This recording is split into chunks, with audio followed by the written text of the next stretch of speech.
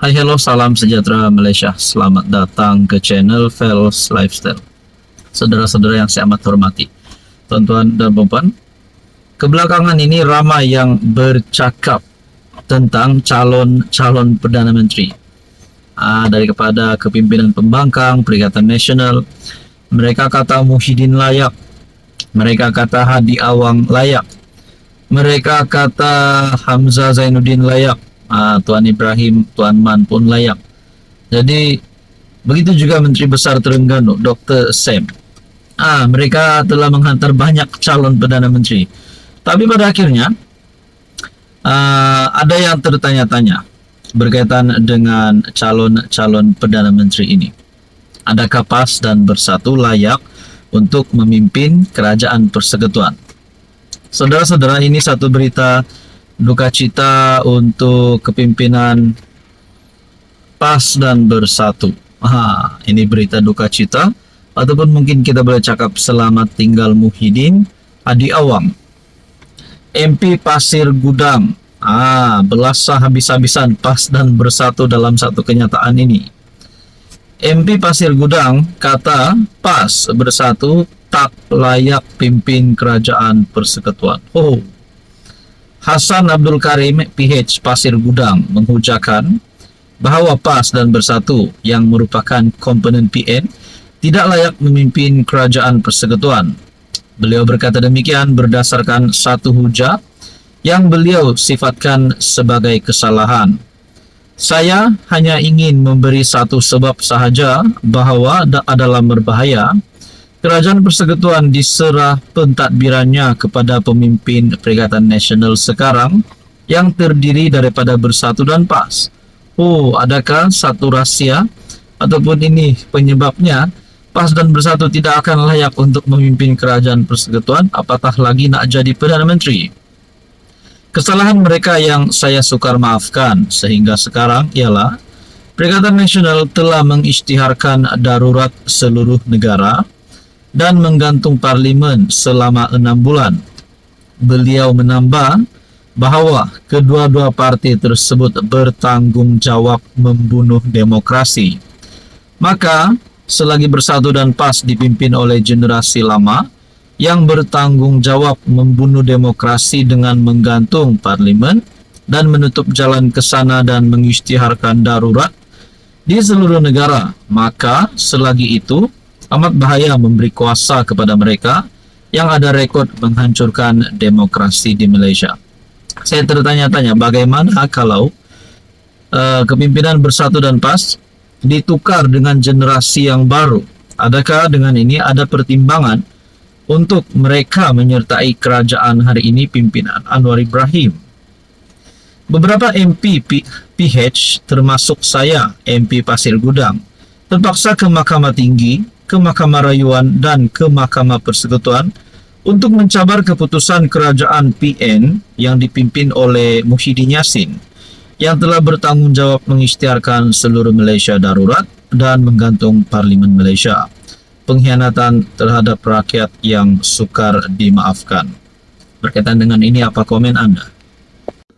Hai, hello, salam sejahtera Malaysia. Selamat datang ke channel Fels Lifestyle. Terima kasih kerana terus setia dan bersama di dalam channel ini. Tuan-tuan dan puan, masih ramai yang bercakap dan bercerita tentang titah edendum. Sebelum ini kita sudah dengar sehingga ada gesaan kepada Anwar Ibrahim untuk letak jawatan kerana ada dakwaan bahawa Anwar dan kerajaan menyembunyikan titah edendum.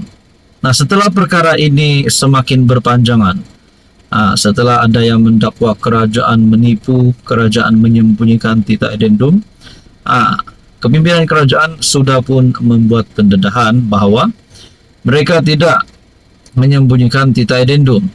Tapi saudara-saudara, pada akhirnya apa yang berlaku kepada kerajaan hari ini, terutamanya Anwar, sudah pasti ramai yang menantikan pandangan dan respon daripada Anwar. PMX sudah pun membuat kenyataan berkaitan dengan ini. Tapi ini satu kejutan daripada UMNO. UMNO Gua Musang mahu PM bertanggungjawab isu titah edendum.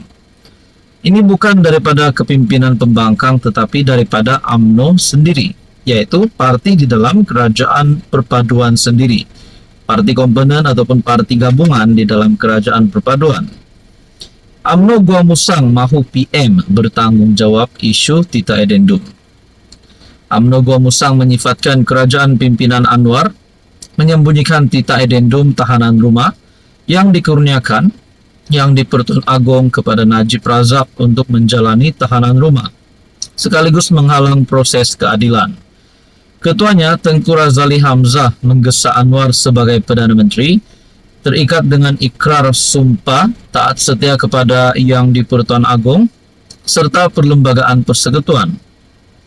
Justru katanya sebarang keingkaran, menyembunyi atau menafikan titah Yang di-Pertuan Agong merupakan satu penderhakaan besar kepada raja dan negara. Tindakan Perdana Menteri yang tidak konsisten dengan jawapan-jawapan sebelum ini jelas menampakkan wujudnya kelemahan ketara bagi seorang Perdana Menteri. Adalah tidak wajar dan tidak mungkin bagi seorang Perdana Menteri tidak tahu secara jelas kewujudan titah berkenaan, katanya dalam satu kenyataan hari ini. Nah, saudara-saudara yang saya amat hormati, adakah dengan ini UMNO Gua Musang, yaitu Tengku Razali Hamzah, akan menarik sokongan terhadap Anwar kerana tidak bersetuju dengan perkara ini?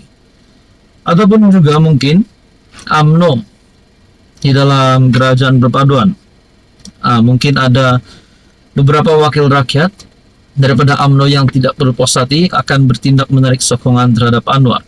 Walaupun kita boleh katakan nak tumbangkan Anwar, tunggulah pada PRU 16. Tapi berkaitan dengan Tita Edendum, semakin berpanjanganlah cerita ini. Anwar menambah dalam satu mesyuarat yang dihadirinya, Peguam Negara telah menasihatkan Agong terdahulu bahawa Baginda mempunyai budi bicara mutlak untuk membuat keputusan.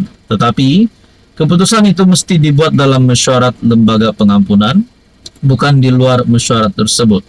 Sementara itu, Tengku Razali berkata, UMNO Gua Musang kecewa dengan pendirian kerajaan termasuk Menteri Dalam Negeri Saifuddin Nasution dalam isu berkenaan. Katanya Anwar dan Saifuddin jelas memberi maklumat tidak tepat serta mengelirukan di Dewan Rakyat berhubung titah tambahan itu. Apa komen Anda? Halo semua, salam sejahtera Malaysia. Selamat datang ke channel Fels Lifestyle. Terima kasih kerana terus setia dan bersama di dalam channel ini. Saudara-saudara yang saya amat hormati, sebelum ini seluruh Malaysia, terutamanya rakyat di negeri di bawah Bayu, di negeri Sabah, telah terima satu kejutan berkaitan skandal rasuah di Sabah. Skandal berjemaah yang melibatkan beberapa kepimpinan tertinggi politik dan kerajaan negeri di Sabah. Dan pada akhirnya, banyaklah cerita yang semakin panjang yang melibatkan berkaitan isu skandal rasuah di Sabah ini. Ini satu update terkini di mana ada satu pengakuan daripada kepimpinan Bersatu Sabah. Tak pastilah kalau Parti Bersatu Sabah terlibat di dalam skandal rasuah ini, tapi ini satu pengakuan yang mengejutkan. Berkaitan dengan RM500.000. Kami tak ada video bincang RM500.000, kata Bersatu Sabah.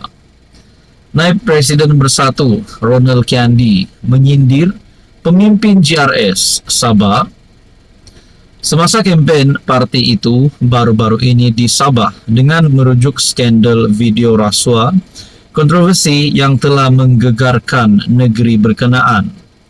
Bercakap pada ceramah di Kudat pada Khamis lepas, Kiandi menyindir pihak lawan berhubung klip video tular yang didakwa menunjukkan individu membincangkan rasuah membabitkan jumlah RM500.000, RM400.000 dan RM300.000. Dia orang bilang kami ini tiada nama, kecil-kecil saja berbanding dia orang. Tidak apalah, yang penting kami tiada video.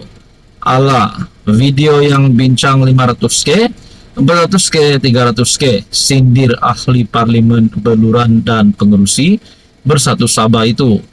Sabah akan mengadakan PRN yang dijangka berlangsung akhir tahun ini. Pada November tahun lalu, suasana politik Sabah digemparkan dengan pendedahan oleh Malaysia Kini yang melaporkan pemberi maklumat mendakwa mempunyai bukti rasuah melibatkan 8 adun, termasuk Ketua Menteri Haji Jinor. Pada 3 Januari, Ketua SPRM Azam Baki mengesahkan bahawa penyiasat sedang menyiasat skandal rasuah dan dijangka menyelesaikan siasatan mereka pada akhir Januari ini.